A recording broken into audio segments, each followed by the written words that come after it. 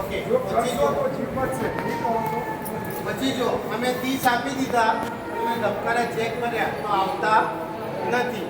તો જ્યાં સુધી કોઈ તમને મદદમાં ના આવે, 108 ના આવે, કોઈ એને હોસ્પિટલમાં લઈ જવા માટે ના આવે, ત્યાં સુધી તમારે 30 આપવાના છે. બરાબર?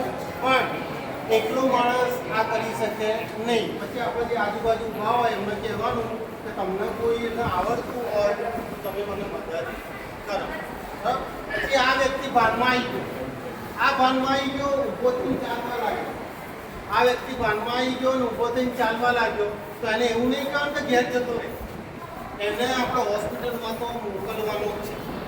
એ 108 આવે ત્યારે પણ